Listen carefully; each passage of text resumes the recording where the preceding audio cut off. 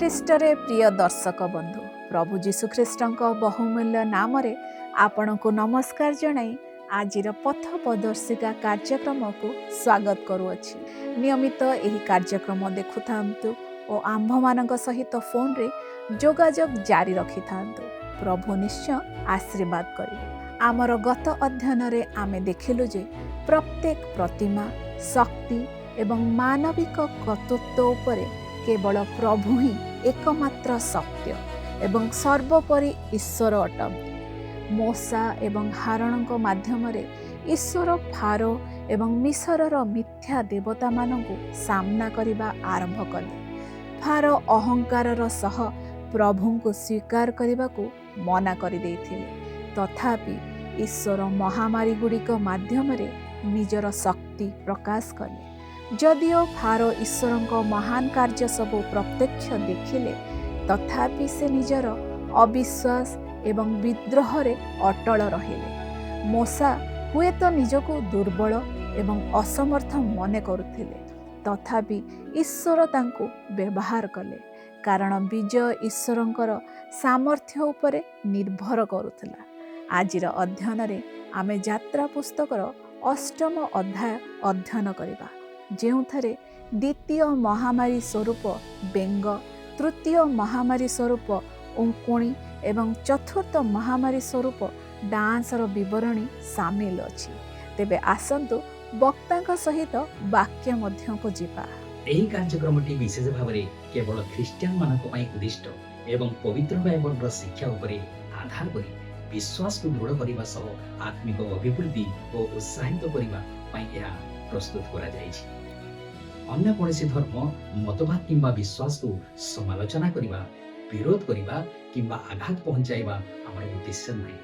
ଆମେ ସମସ୍ତ ଧର୍ମ ଏବଂ ସମ୍ପ୍ରଦାୟକୁ ଗଭୀର ଭାବରେ ସମ୍ମାନ ଜଣାଉ ଏବଂ ଏହି କାର୍ଯ୍ୟକ୍ରମରେ କାହାରି ଭାବନା, ବିଶ୍ୱାସ କିମ୍ବା ଧାର୍ମିକ ଅନୁଭୂତିକୁ ଆଘାତ କରିବା ବା ଅସମ୍ମାନ କରିବା ଆମର ଉଦ୍ଦେଶ୍ୟ ନୁହେଁ।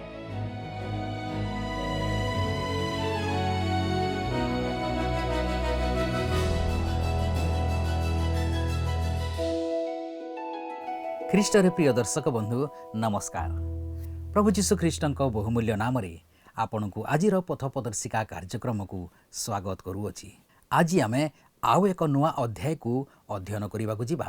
ତାହା ହେଲା ଯାତ୍ରା ପୁସ୍ତକ 8 ଅଧ୍ୟାୟ। ଆଜିର ଅଧ୍ୟୟନରେ ଆମେ ତାର ବିଷୟବସ୍ତୁ ଉପରେ ଅଧ୍ୟୟନ କରିବା। ଦ୍ୱିତୀୟ ମହାମାରୀ ବା ଦଣ୍ଡ ବେଙ୍ଗ, ତୃତୀୟ ମହାମାରୀ ବା ଦଣ୍ଡ ଉକୁଣିଆ ପୋକ, ଚତୁର୍ଥ ମହାମାରୀ ବା ଦଣ୍ଡ ଦଂଶକାଦି ଝାଙ୍କ। ମହାମାରୀ ମିଶର ଦେଶ ଉପରେ ଜାରି ରହିଛି। ମୂର୍ତ୍ତି ପୂଜାରେ ବୁଡ଼ି ରହିଥିବା ଏହି ଦେଶବାସୀଙ୍କ ବିରୁଦ୍ଧରେ ପରମେଶ୍ୱର ଆକ୍ରମଣ କରୁଛନ୍ତି। ଦ୍ୱିତୀୟ ଦଣ୍ଡ ବେଙ୍ଗ। ଏକ ବେଙ୍ଗ ମୁଣ୍ଡିଆ ଦେବୀ ହେକାଙ୍କ ସହିତ ଏକ ବେଙ୍ଗ ଗୁଡ଼ିକ ପ୍ରତିନିଧିତ୍ୱ କରାଯାଉଥିଲା ଏବଂ ହାପିଙ୍କୁ ମଧ୍ୟ ଏକ ବେଙ୍ଗ ଧରିଥିବା ଭାବରେ ଚିତ୍ରିତ କରାଯାଇଥିଲା, ଯାହାର ମୁହଁରୁ ପୁଷ୍ଟିକର ଧାରା ପ୍ରବାହିତ ହେଉଥିଲା। ଏହା ନୀଳ ନଦୀର ଦେବତା ଏବଂ ବେଙ୍ଗ ଦେବୀଙ୍କ ମଧ୍ୟରେ ଘନିଷ୍ଠ ସମ୍ପର୍କକୁ ସୂଚିତ କରେ, ଯିଏ ସବୁଠାରୁ ପ୍ରାଚୀନ ଏବଂ ଦେବୀମାନଙ୍କର ମାତା ଥିଲେ। ସେ ପ୍ରଜନନ ଓ ପୁନର୍ଜନ୍ମର ଦେବୀ ଥିଲେ ଏବଂ ଧାତ୍ରୀମାନଙ୍କର ପୃଷ୍ଠପୋଷକ ଥିଲେ। ଏକ ମିଶ୍ରୀୟ ଚିତ୍ରରେ ହେକା ଓସିରିସଙ୍କ ପୁନରୁତ୍ଥାନ ପାଇଁ ମନ୍ତ୍ର ପାଠ କରୁଥିବା ଦେଖାଯାଉଛି।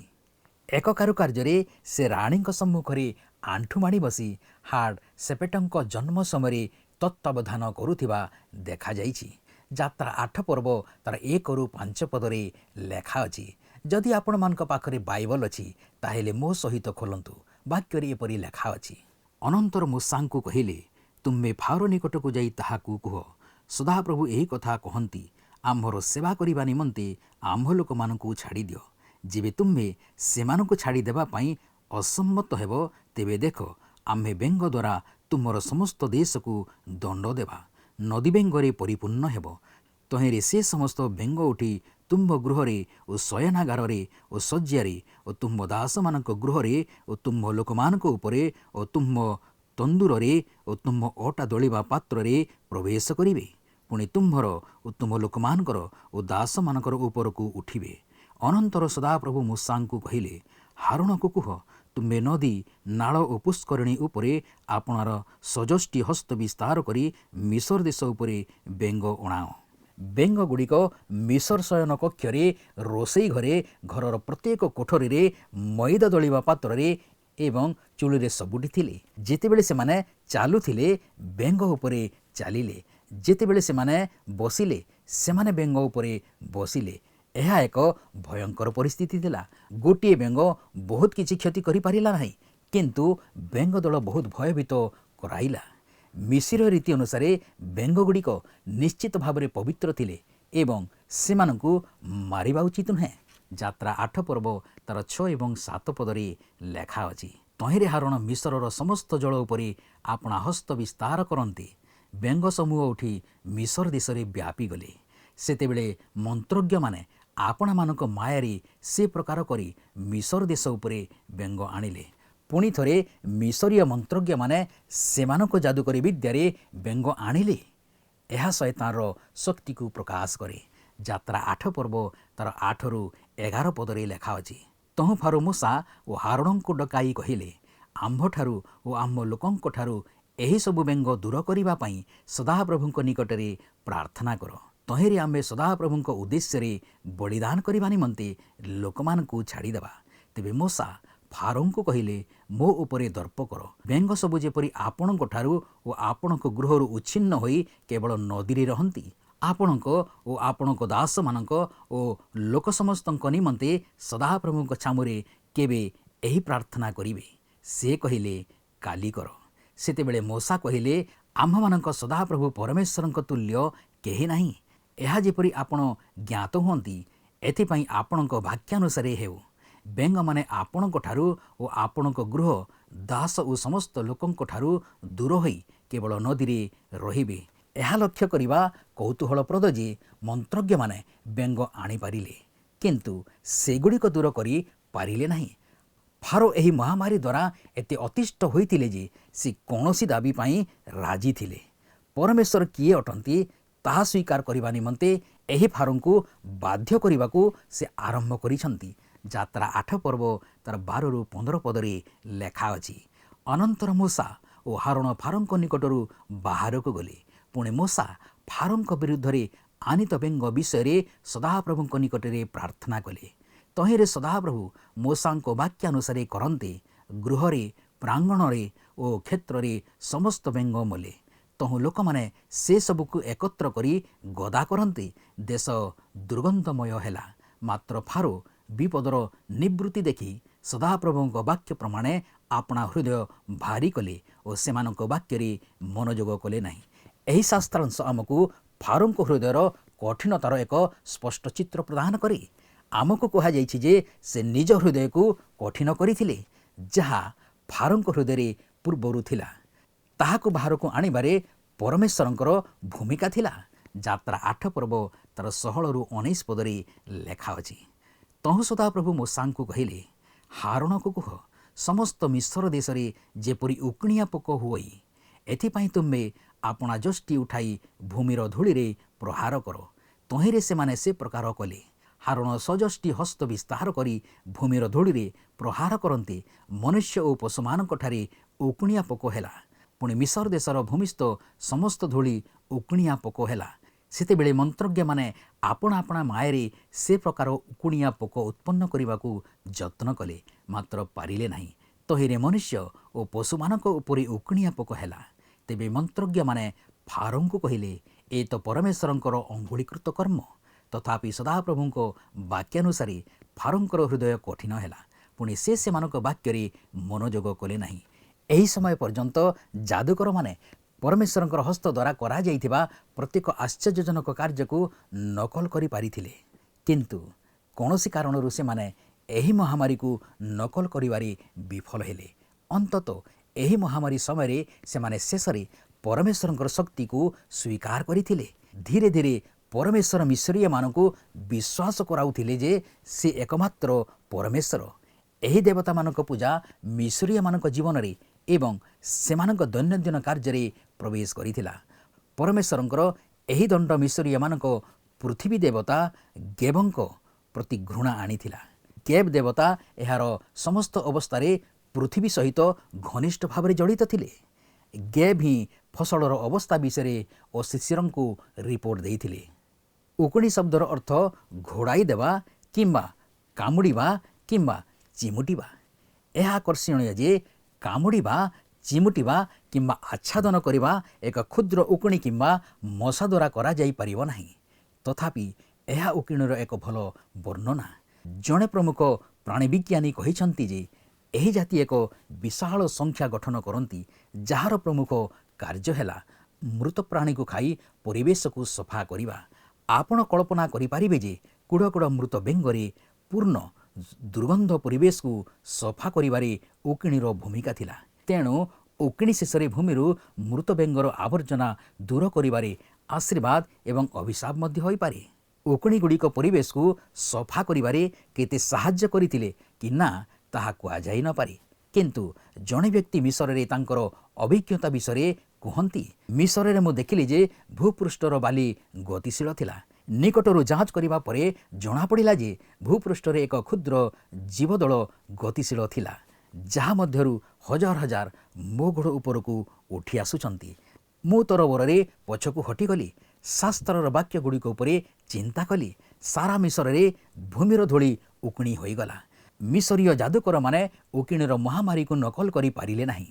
ପରମେଶ୍ୱର ମିଶର ଦେଶରେ ମିଶରୀୟ ଲୋକମାନଙ୍କ ଜୀବନ ବିରୁଦ୍ଧରେ ତାଙ୍କର ବିଚାର ଆରମ୍ଭ କରୁଛନ୍ତି। ଯାତ୍ରା 8 ପର୍ବ ତାର 20-23 ପଦରେ ଲେଖା ଅଛି। ଅନନ୍ତର ସଦାପ୍ରଭୁ ମୋଶାଙ୍କୁ କହିଲେ, ତୁମ୍ଭେ ପ୍ରଭାତରେ ଉଠି ଫାରୋ ସମ୍ମୁଖରେ ଛିଡ଼ା ହୁଅ। ଦେଖ, ସେ ଜଳ ନିକଟକୁ ଆସିଲେ ତୁମ୍ଭେ ତାହାକୁ ଏହି କଥା କହିବ। ସଦାପ୍ରଭୁ କହନ୍ତି, ଆମ୍ଭର ସେବା କରିବାକୁ ଆମ୍ଭ ଲୋକମାନଙ୍କୁ ଛାଡ଼ିଦିଅ। ପୁଣି ଯେବେ ଆମ୍ଭ ଲୋକମାନଙ୍କୁ ଛାଡ଼ି ନ ଦେବ, ତେବେ ଆମ୍ଭେ ତୁମ୍ଭ ଉପରେ ଓ ତୁମ୍ଭ ଦାସମାନଙ୍କ ଉପରେ ଓ ତୁମ୍ଭ ଲୋକମାନଙ୍କ ଉପରେ ଓ ତୁମ୍ଭ ଗୃହ ଭିତରେ ଏପରି ଦଂଶକାନ୍ତିର ଝାଙ୍କ ପଠାଇବ ଯେ ତଦ୍ୱାରା ମିଶ୍ରୀୟମାନଙ୍କ ଗୃହ ଓ ବାସଭୂମି ପରିପୂର୍ଣ୍ଣ ହେବ। ପୁଣି ପୃଥିବୀ ମଧ୍ୟରେ କେବଳ ଆମ୍ଭେ ସଦାପ୍ରଭୁ ଅଟୁ। ଏହା ତୁମ୍ଭକୁ ଜଣାଇବା ନିମନ୍ତେ ସେହିଦିନ ଆମ୍ଭ ଲୋକମାନଙ୍କ ନିବାସ ସ୍ଥାନ ଗୋଷନ ପ୍ରଦେଶ ଭିନ୍ନ କରିବା। ସେଠାରେ ଦଂଶକାଦିର ଝାଙ୍କ ହେବ ନାହିଁ। ଆମ୍ଭେ ଆପଣା ଲୋକମାନଙ୍କ ଓ ତୁମ୍ଭ ଲୋକମାନଙ୍କ ମଧ୍ୟରେ ବିଶେଷ କରିବା। କାଲି ଏହି ଚିହ୍ନ ହେବ। ଏହି ସମୟ ପର୍ଯ୍ୟନ୍ତ ମହାମାରୀ ମିଶର ଏବଂ ଇସ୍ରାଏଲ ସନ୍ତାନମାନେ ବାସ କରୁଥିବା ଗୋସେନ ଉଭୟ ଦେଶକୁ ସ୍ପର୍ଶ କରିଥିଲା। ଅନେକ ଲୋକ ହୁଏତ ଫାରୋଙ୍କୁ କହୁଥିଲେ ଯେ ଗୋସେନ ମଧ୍ୟ ଏହି ମହାମାରୀ ଦ୍ୱାରା ପ୍ରଭାବିତ ହୋଇଥିବାରୁ ମହାମାରୀ ଘଟଣାଗୁଡ଼ିକର ଏକ ପ୍ରାକୃତିକ ସମ୍ଭାବନା ଥିଲା। ହୁଏତ ସେମାନେ ଏହି ଉତ୍ତେଜନାକୁ ମିଶରୀୟ ଦେବତାମାନଙ୍କ ମଧ୍ୟରୁ ଜଣକୁ ଦାୟୀ କରିଥିଲେ। କିନ୍ତୁ ଏହି ସମୟଠାରୁ ସବୁକିଛି ସ୍ପଷ୍ଟ ହୋଇଯିବ ଯେ ଯେତେବେଳେ ପରମେଶ୍ୱର ଘୋଷଣା କରନ୍ତି ଯେ ଏବେଠାରୁ ଏକ ପାର୍ଥକ୍ୟ ରହିବ ଏବଂ ନିମ୍ନଲିଖିତ କୌଣସି ମହାମାରୀ ଇସ୍ରାଏଲର ଘର ଗୋସେନ ଦେଶକୁ ସ୍ପର୍ଶ କରିବ ନାହିଁ। ଏବେଠାରୁ କେବଳ ମିଶର ଦେଶ ଉପରେ ଦଣ୍ଡ ପଡ଼ିବ। ଚତୁର୍ଥ ବିଚାର ହେଉଛି ମାଛିଙ୍କ ମହାମାରୀ। ଏହି ମାଛିଗୁଡ଼ିକ ସମ୍ଭବତଃ ପବିତ୍ର ପୋକ କିମ୍ବା ସ୍କାରାବ ଥିଲା, ଯେପରି ଏଗୁଡ଼ିକୁ ମିଶରୀୟମାନେ କହୁଥିଲେ। ଏହି ସ୍କାରାବଗୁଡ଼ିକ ଅନେକ ସୁନାର ମିଶରର କବରସ୍ଥାନରେ ମିଳିଥାଏ। ଏଗୁଡ଼ିକ ସୂର୍ଯ୍ୟ ଦେବତା ରାଙ୍କ ପାଇଁ ପବିତ୍ର ଥିଲା। ଏହି ମହାମାରୀର ଗମ୍ଭୀରତା ଏହି ସତ୍ୟରେ ପ୍ରତିଫଳିତ ହୁଏ ଯେ ଫାରୋ ଏହି ସମୟରେ ମୋଶାଙ୍କ ସହିତ ଯେକୌଣସି ପ୍ରକାରର ଆପୋଷ ସମାଧାନ କରିବାକୁ ଇଚ୍ଛୁକ ଥିଲେ। ପବିତ୍ର ପୋକ ଦେଶ ଆକ୍ରମଣ କରିବା ସମୟରେ ଫାରୋ ଯେଉଁ ପ୍ରସ୍ତାବ ଦେଇଥିଲେ ତାହାକୁ ଧ୍ୟାନ ଦିଅନ୍ତୁ। ଯାତ୍ରା 8 ପର୍ବ ତାର 24-27 ପଦରେ ଲେଖା ଅଛି। ଅନନ୍ତର ସଦାପ୍ରଭୁ ସେହି ପ୍ରକାର କଲେ। ତହିଁରେ ଫାରୋଙ୍କର ଓ ତାଙ୍କ ଦାସମାନଙ୍କ ଗୃହରେ ଦଂଶକାଦିର ବୃହତ୍ ଝାଙ୍କ ଉପସ୍ଥିତ ହେଲା। ପୁଣି ସମୁଦାୟ ମିଶର ଦେଶ ଦଂଶକାଦି ହେତୁରୁ ନଷ୍ଟ ହେଲା। ସେତେବେଳେ ଫାରୋ ମୋଶା ଓ ହାରୁନଙ୍କୁ ଡକାଇ କହିଲେ, ତୁମ୍ଭେମାନେ ଯାଇ ଦେଶ ମଧ୍ୟରେ ତୁମମାନଙ୍କ ପରମେଶ୍ୱରଙ୍କ ଉଦ୍ଦେଶ୍ୟରେ ବଳିଦାନ କର। ତହିଁରେ ମୋଶା କହିଲେ, ତାହା କରିବା ଉପଯୁକ୍ତ ନୁହେଁ, କାରଣ ତାହା କଲେ ଆମ୍ଭମାନଙ୍କ ସଦାପ୍ରଭୁ ପରମେଶ୍ୱରଙ୍କ ଉଦ୍ଦେଶ୍ୟରେ ମିଶ୍ରୀୟମାନଙ୍କର ଘୃଣାଜନକ ବଳିଦାନ କରିବାକୁ ହେବ। ଦେଖ, ମିଶ୍ରୀୟମାନଙ୍କ ଚକ୍ଷୁଗୋଚରରେ ସେମାନଙ୍କର ଘୃଣାଜନକ ବଳିଦାନ କଲେ ସେମାନେ କି ଆମମାନଙ୍କୁ ପଥର ପକାଇ ମାରିବେ ନାହିଁ? ଏଣୁକରି ଆମ୍ଭେମାନେ 3 ଦିନର ବାଟ ପ୍ରାନ୍ତରକୁ ଯାଇ ଆମ୍ଭମାନଙ୍କ ସଦାପ୍ରଭୁ ପରମେଶ୍ୱର ଯେଉଁ ଆଜ୍ଞା ଦେବେ ତଦନୁସାରେ ତାହାଙ୍କ ଉଦ୍ଦେଶ୍ୟରେ ବଳିଦାନ କରିବା। ଏହି ମିଶ୍ରୀୟ ସ୍କାରାବ ଅନନ୍ତ ଜୀବନ ବିଷୟରେ କହିଥିଲା। କଳ୍ପନା କରନ୍ତୁ ଯେ ଏହି ସବୁଠାରୁ ପବିତ୍ର ଜିନିଷଟି ଲୋକଙ୍କ ପାଇଁ ଅଭିଶାପ ଓ ଭୂମିରେ ମହାମାରୀ ହୋଇଯାଏ। ଫାରୋ ଏକ ଆପୋଷ ସମାଧାନ କରିବାକୁ ଚାହୁଁଥିଲେ। ମହାମାରୀ ଶେଷ ହେବା ପୂର୍ବରୁ ସେ ମୋଟ 4ଟି ଆପୋଷ ବୁଝାମଣା କରିଥିଲେ। ମୋଶା ଏବଂ ହାରଣ ଚାହୁଁଥିଲେ ଯେ ଇସ୍ରାଏଲର ସନ୍ତାନମାନେ ପ୍ରାନ୍ତରରେ 3 ଦିନର ଯାତ୍ରା କରି ବଳିଦାନ କରନ୍ତୁ। ଫାରୋ କହିଲେ, ଠିକ୍ ଅଛି, ତୁମେ ବଳିଦାନ କରିପାରିବ, କିନ୍ତୁ ଦେଶ ଭିତରେ ରୁହ। ଏହା ସମାନ ପ୍ରକାରର ଆପୋଷ ବୁଝାମଣା ଯାହା ଅନେକ ଖ୍ରୀଷ୍ଟିଆନ କରନ୍ତି। ଏହା ସର୍ବଦା ଶୈତାନିକ ଅଟେ। ଏହି ଆପୋଷ ବୁଝାମଣା କହୁଛି ଯେ ଆମେ ଖ୍ରୀଷ୍ଟିଆନ ହୋଇପାରିବା, କିନ୍ତୁ ସଂକୀର୍ଣ୍ଣ ମନା ନୁହେଁ। ଜଣେ ଖୋଲା ମନା ଖ୍ରୀଷ୍ଟିଆନ ହୁଅ, କିନ୍ତୁ ତୁମର ଜୀବନ ପରିବର୍ତ୍ତନ କର ନାହିଁ। କିନ୍ତୁ ମନେ ରଖନ୍ତୁ ଯେ ଯଦି ଆପଣଙ୍କର ଜୀବନ ପରିବର୍ତ୍ତନ ହୁଏ ନାହିଁ, ତେବେ ଆପଣ ଜଣେ ଖ୍ରୀଷ୍ଟିଆନ ନୁହନ୍ତି। ଏବେ ମୋତେ ଦୋଷ ଦିଅନ୍ତୁ ନାହିଁ ଯେ ଜଣେ ଖ୍ରୀଷ୍ଟିଆନ ହେବା ପାଇଁ ଆପଣଙ୍କୁ ଭଲ କାମ କରିବାକୁ ପଡ଼ିବ। ମୁଁ ସେପରି କହିନଥିଲି। ଆମେ ଖ୍ରୀଷ୍ଟଙ୍କଠାରେ ବିଶ୍ୱାସ ଦ୍ୱାରା ପରିତ୍ରାଣ ପାଇଛୁ ଏବଂ ଅନ୍ୟ କିଛି ନୁହେଁ। କାର୍ଯ୍ୟ ସବୁ ବାଦ ଦିଆଯାଇଛି, କିନ୍ତୁ ଯେତେବେଳେ ଆପଣ ନିଜକୁ ରକ୍ଷା କରିବା ପାଇଁ ଖ୍ରୀଷ୍ଟଙ୍କଠାରେ ବିଶ୍ୱାସ କରିବେ, ଏହା ଆପଣଙ୍କ ଜୀବନକୁ ପରିବର୍ତ୍ତନ କରିବ। ସେହିଠାରେ ଖ୍ରୀଷ୍ଟିଆନ ଜୀବନ ଆରମ୍ଭ ହୁଏ। ପ୍ରଥମେ ଆଭ୍ୟନ୍ତରୀଣ ମଣିଷକୁ ପରିବର୍ତ୍ତନ କରିବାକୁ ପଡ଼ିବ। ମୋର କହିବାର ଉଦ୍ଦେଶ୍ୟ ହେଉଛି ଯେ ଆଜିର ଚର୍ଚ୍ଚ ଅନେକ ଆପୋଷ ନିଷ୍ପତ୍ତି ନେଇଛି ଏବଂ ଅଧିକାଂଶ ବିଷୟ ଏବେ ବି ମିଶରରେ ଅଛି। ଆଜି ଆପଣ ସାଧାରଣ ଖ୍ରୀଷ୍ଟିଆନ ଏବଂ ବିଶ୍ୱର ସାଧାରଣ ମଣିଷ ମଧ୍ୟରେ ପାର୍ଥକ୍ୟ କହିପାରିବେ ନାହିଁ। ତଥ୍ୟ ଆମକୁ କହୁଛି ଯେ ଆମେରିକାର 50%ରୁ ଅଧିକ ନାଗରିକ କୌଣସି ଏକ ଧାର୍ମିକ ସଂଗଠନର ସଦସ୍ୟ ଅଟନ୍ତି। ଯେତେବେଳେ ମୁଁ ବିମାନରେ ଥାଏ ଏବଂ ସେମାନେ ମଦ୍ୟ ପରିବେଷଣ କରନ୍ତି, ମୁଁ ସମୟ ବିତାଇବା ପାଇଁ ଏକ ଖେଳ ଖେଳେ। ପ୍ରଥମେ ମୁଁ ମଦ୍ୟ ନେଉଥିବା ଲୋକଙ୍କୁ ଗଣିଥିଲି, କିନ୍ତୁ ତାହା ବହୁତ ବଡ଼ କାମ ହୋଇଗଲା। ତେଣୁ ଏବେ ମୁଁ କେବଳ ମଦ୍ୟ ପାନୀୟ ପିଉନଥିବା ଲୋକଙ୍କୁ ଗଣିବି। ଅନ୍ୟ ଦିନ ମୁଁ ଏକ ବିମାନରେ ଥିଲି ଯେଉଁଠାରେ କେବଳ 4 ଜଣ ଲୋକ ମଦ ନେଉନଥିଲେ। ବନ୍ଧୁଗଣ, ସେହି ବିମାନରେ ନିଶ୍ଚୟ କିଛି ଚର୍ଚ୍ଚର ସଦସ୍ୟ ଥିଲେ। ସେମାନେ ମିଶର ଦେଶରେ ବଳିଦାନ ଦେଉଥିଲେ। ସେମାନେ ପ୍ରଶସ୍ତ ମନର ଲୋକ ଥିଲେ ଏବଂ ସେମାନେ ବିଶ୍ୱର ଅନ୍ୟ ଲୋକମାନଙ୍କ ପରି ବଞ୍ଚିବାକୁ ଚାହୁଁଥିଲେ। ଆଜି ଆମେ 2ଟି ଘୋଡ଼ା ସହିତ ଏକ ଦୌଡ଼ରେ ଅଛୁ। ଗୋଟିଏ ଘୋଡ଼ା କଳା ଏବଂ ଅନ୍ୟଟି ଧଳା। ଯଦି ଆପଣ ସେଗୁଡ଼ିକ ଉପରେ ଚଢ଼ିବାକୁ ନିଷ୍ପତ୍ତି ନେବେ ଏବଂ ଗୋଟିଏ ଘୋଡ଼ା ଉପରେ ଗୋଟିଏ ପାଦ ଏବଂ ଅନ୍ୟ ଘୋଡ଼ା ଉପରେ ଆଉ ଗୋଟିଏ ପାଦ ରଖିବେ, ତେବେ ଆପଣ ଶୀଘ୍ର ଏକ ଅଦ୍ଭୁତ ଆବିଷ୍କାର କରିବେ। ଏହି ଘୋଡ଼ାଗୁଡ଼ିକ ବିପରୀତ ଦିଗରେ ଦୌଡ଼ିବେ। ଆପଣ କେଉଁ ଘୋଡ଼ାରେ ଚଢ଼ିବାକୁ ଚାହୁଁଛନ୍ତି ତାହା ଆପଣଙ୍କୁ ସ୍ଥିର କରିବାକୁ ପଡ଼ିବ। ମୋଶା ଫାରୋଙ୍କ ଅପେକ୍ଷା ବୁଝାମଣାକୁ ଗ୍ରହଣ କରିବେ ନାହିଁ।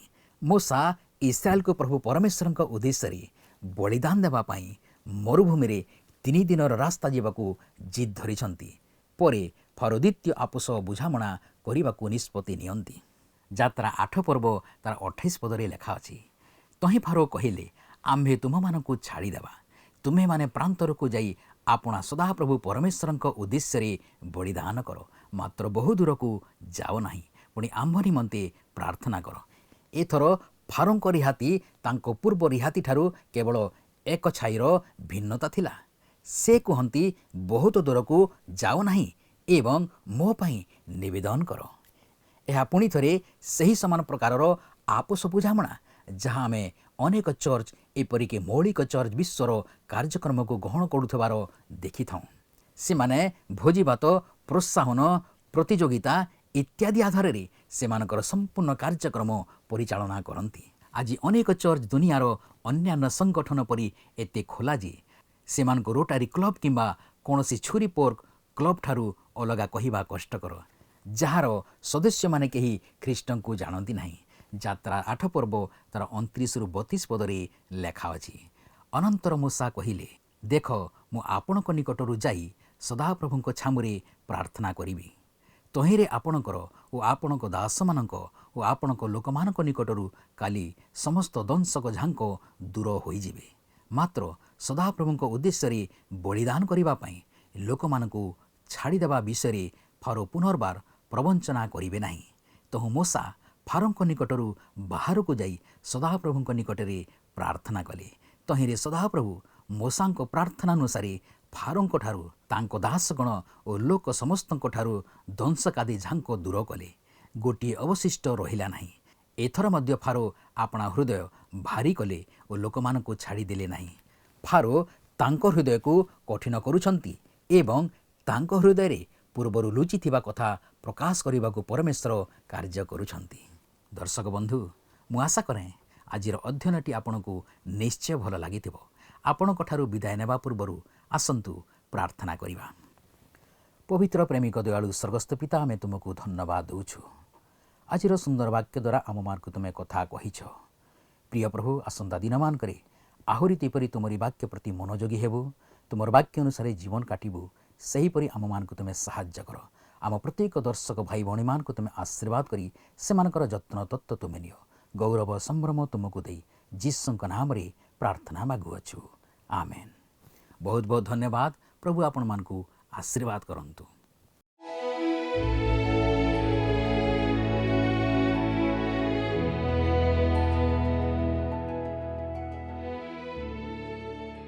मो आशा करे आजिर अध्ययनटी आपणको निश्चय भल लागिथिबो।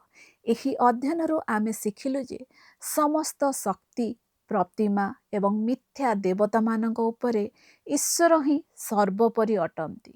बेंग, उंकुणी एवं डांसर महामारी माध्यम से मिसर को देखाई देले जे केवल से ही एकमात्र सत्य और जीवंत ईश्वर एवं कौनसी मानविक ज्ञान किंबा शैतानिक शक्ति तांको सम्मुखरे तिष्टि पारिबो नाही। शेषरे मूसा फारोंको कौनसी भी आपस बुझामणा को ग्रहण करने को मना करदेले, जहाँ आमको शिक्षा दिए जे ईश्वर आंशिक समर्पण किंबा सांसारिक बुझामणा चाहती नाही, बरम से संपूर्ण आज्ञावहता एवं अंतःकरणर भक्ति चाहती।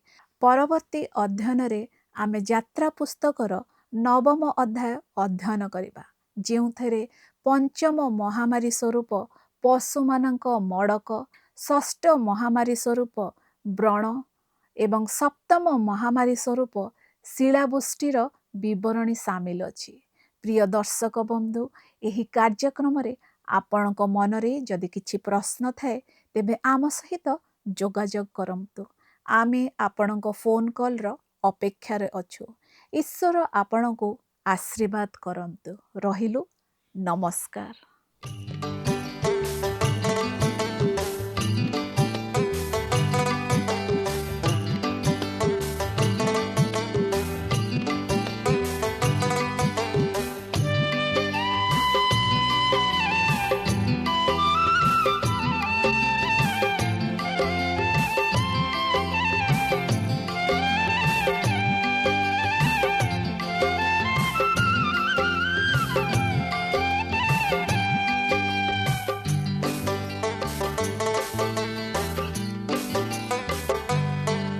देखा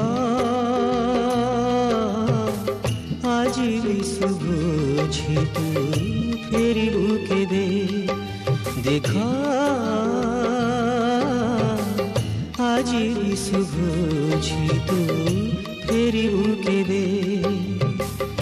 এই জীবনর মিছ মায়া ভরা, এই জীবনর মিছ মায়া ভরা, ক্ষণিক সপন তু ভুলিবু কেবে। দেখা আজি শুভ তু ফেরিবু কেবে, দেখা আজি শুভ তু ফেরিবু কেবে।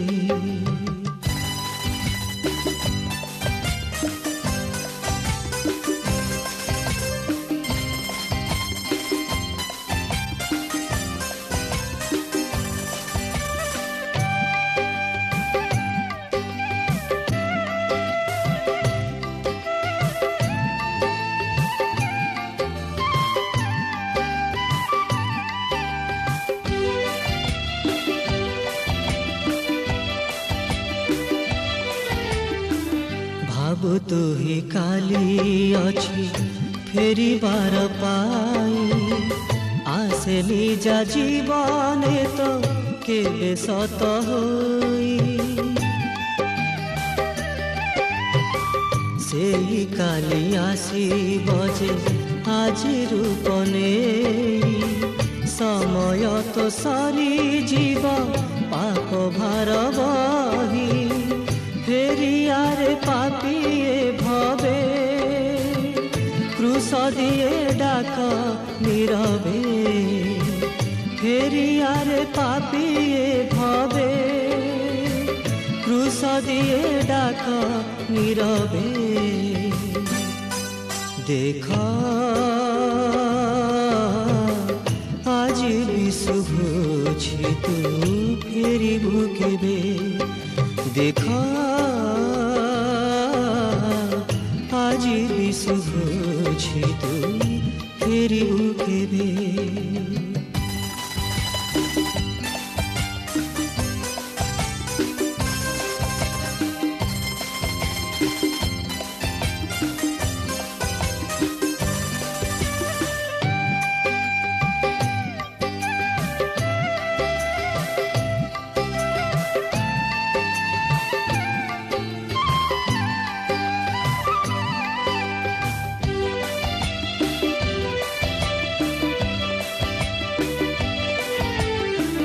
গৌরব সৌরভ কিছু তোর নাহি পাপ ভার যদি তোর অপসরি নাহি লেখি দেই জীবনরে ত্রাণর গীতিকা সাজিবাকু তো প্রাণরে ফুলর পরিকা ডাকুছন্তি প্রভু এ ভবে তোতে সেই ডাক কি শুভে ডাকুছন্তি প্রভু এ ভবে তোতে সেই ডাক কি শুভে দেখ আজি বিশু বুঝি তু ফেরিবু কেবে দেখ আজি বিশু বুঝি তু ফেরিবু কেবে এই জীবনর মিছ মায়া ভরা এই জীবনর মিছ মায়া ভরা ক্ষণিক সপন তু ভুলিবু কেবে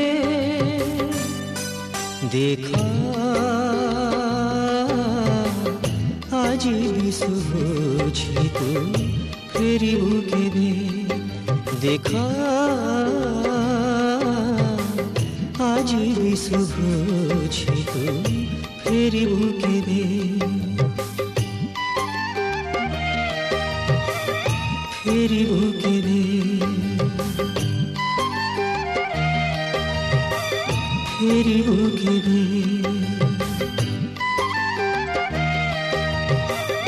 ফেরিবু কেবে গত সপ্তাহর উত্তরটি ହେଉଛି ଏ ଏକ ବାଡ଼ି ସାପ ହେବା। ଆଜିର ପ୍ରଶ୍ନଟି ହେଉଛି ଇସ୍ରାଏଲୀୟମାନଙ୍କୁ ମିଶର ଛାଡ଼ି ପରମେଶ୍ୱରଙ୍କର ଉପାସନା କରିବା ପାଇଁ ମରୁଭୂମିକୁ ଯିବାକୁ କେତେ ଦିନର ଯାତ୍ରା କରିବାକୁ କୁହାଯାଇଥିଲା? ଏ ଗୋଟିଏ ଦିନ, ବି 3 ଦିନ, ସି 7 ଦିନ, ଡି 40 ଦିନ।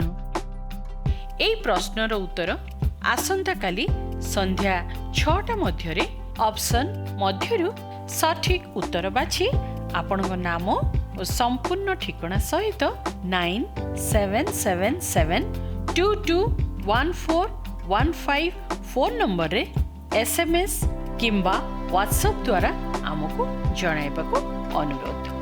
ଯଦି ଆପଣଙ୍କୁ ଆମ କାର୍ଯ୍ୟକ୍ରମ ଭଲ ଲାଗୁଛି ତେବେ 0444908129 ରେ ମିସ୍ଡ କଲ୍ ଦେଇ ବିଜୟୀ ହୋଇପାରିବେ। ଗତ ସପ୍ତାହର ବିଜୟ ଦର୍ଶକ ବନ୍ଧୁ ହେଲେ ଗଜପତିରୁ ସସ୍ମିତା ପାଣି ଓ ପରିବାର।